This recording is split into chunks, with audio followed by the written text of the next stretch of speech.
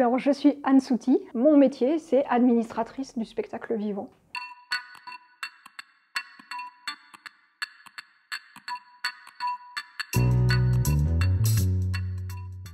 J'ai été formée à la Sorbonne, puis après j'ai fait un master de développement culturel de la ville à l'université de La Rochelle. C'était aussi La Rochelle, Bordeaux et Nantes, 3 villes. Et puis après, j'ai fait une certification ici, au CFPTS, d'administratrice du spectacle vivant, et c'était il y a 15 ans, pile. Ma passion, c'est de trouver des moyens financiers pour que les projets artistiques et culturels puissent avoir lieu. Et donc cette passion, elle se décline en 2 gros pans d'activité, la formation, comme ici au CFPTS, et le conseil. Et dans le cadre du conseil, j'accompagne les structures culturelles sur leur pilotage financier, essayer d'avoir une stratégie financière et avoir un outil budgétaire pour piloter la structure. Ma deuxième activité, la consolidation du modèle économique, bien sûr c'est en lien. Par exemple, beaucoup de structures culturelles en ce moment ont des problèmes financiers, donc je travaille sur essayer de trouver des solutions. Alors on ne trouve pas toujours des solutions, mais parfois on peut travailler sur de la diversification de financement, sur de la recherche de financement, voire peut-être sur organiser des comités de partenariat avec des partenaires publics pour essayer de trouver des solutions. Et donc dans ce cadre-là, je fais une grosse veille sur le lien entre les politiques publiques et le soutien qu'elles accordent aux acteurs culturels. Les deux. J'ai une histoire presque moitié-moitié. J'ai longtemps travaillé avec la compagnie du Théâtre du Mantois, à Mantes-la-Jolie. On avait une triple activité, création, diffusion, donc avec un lieu et un festival, et puis sensibilisation. En fait, j'aime bien dire que administrer, être administrateur, c'est prendre soin, exactement comme on administre des médicaments. Et donc, un administrateur, une administratrice, il a pour rôle de prendre soin des aspects financiers, juridiques et sociaux des structures culturelles. Et donc, j'ai exercé ça dans des compagnies et des théâtres. Alors, je connaissais le CFPTS depuis 15 ans. C'était déjà une belle histoire avec un grand souvenir, parce qu'en tant qu'élève, j'y ai des grands souvenirs. Et du coup, le jour où la formation, pour moi, est devenue une évidence, c'est devenu très important pour moi de frapper à la porte du CFPTS pour proposer d'animer des formations au CFPTS. Et j'ai commencé par animer des formations naturellement sur la filière administrative. Et ensuite, donc, j'anime des formations pour les régisseurs et régisseuses générales, régisseurs et régisseuses techniques, les directeurs et directeurs techniques. Et puis, j'ai été référente de la formation administrateur du spectacle vivant pendant 2 ans. Et donc forcément, j'interviens sur des formations qui sont en lien avec l'administration, mais l'administration concerne aussi les métiers de direction et de régie technique, comme la question de la législation sociale, les contrats de travail, contrats du spectacle, les budgets et la recherche de financement.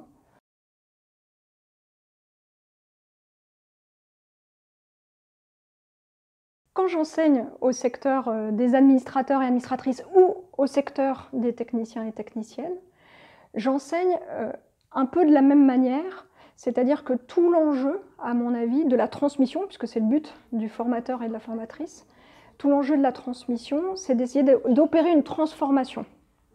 Et donc, l'objectif de ce travail, il est le même que ce soit chez les administrateurs que chez les régisseurs techniques. Après, c'est certain que les sujets administratifs, on va aller les creuser dans certains détails très précis pour les administrateurs et un peu moins précis pour les techniciens, mais en même temps, par exemple sur la question des plannings de travail, on va quand même aller titiller assez loin pour les directeurs techniques et les régisseurs généraux.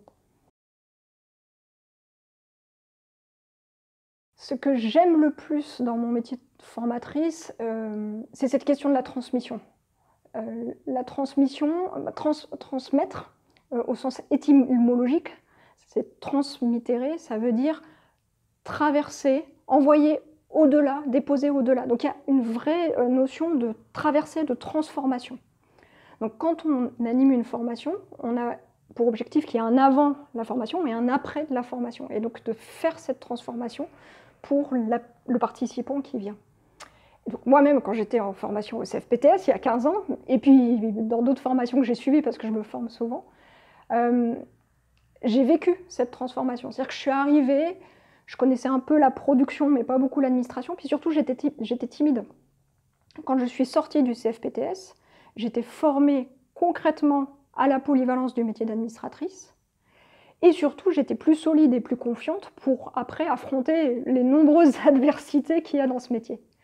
Donc l'objectif en tant que formateur, c'est de donner confiance aux personnes qui viennent en formation, de les rendre plus solides, voire même, je dirais, plus heureux, pour que quand ils sortent de la formation, ils soient beaucoup plus confiants quand ils reviennent dans leur structure. C'est Galilée qui dit on ne peut rien apprendre à quelqu'un. La seule chose qu'on peut lui apprendre, c'est qu'il possède en lui tout ce qu'il y a à apprendre. Et donc, ce que j'aime dans la formation, dans cette transmission, c'est de pouvoir permettre aux participants de vivre des expériences qui vont leur faire prendre conscience qu'ils ont les capacités de réaliser telle ou telle tâche. Et donc, c'est de voir cette transformation qui est superbe. Les élèves m'ont demandé quelles sont les obligations des employeurs. Pédagogiquement, j'avais deux options.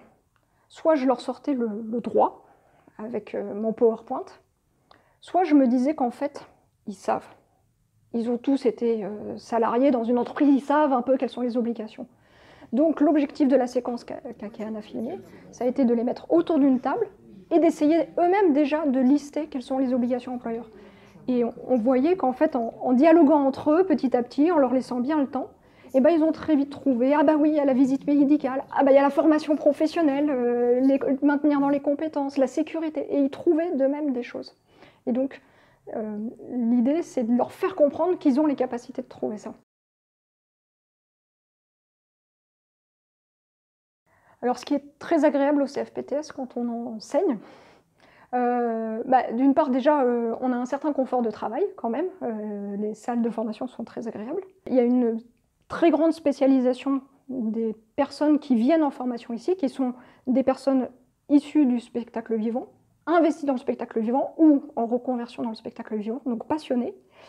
Et quand ils viennent en formation, on a vérifié en amont pourquoi ils viennent. En gros, pour le dire vite, on ne leur a pas vendu une formation juste pour leur vendre une formation. En fait, ça répond vraiment à un besoin. Et du coup, en tant que formateur et formatrice, on le ressent dans la salle parce qu'on a des personnes qui sont intéressées, engagées, et aussi qui peuvent avoir un grand dialogue avec l'ensemble du groupe parce que c'est un groupe qui fait résonance et qui est en train de partager sur le secteur. Et donc, quand on vient au CFPTS, parfois on se sent comme dans un théâtre ou comme dans une compagnie parce qu'on est dans le secteur culturel, vraiment investi dans le secteur culturel, avec des personnes du secteur du spectacle vivant, et on peut ensemble cheminer, progresser pour faire avancer ce secteur.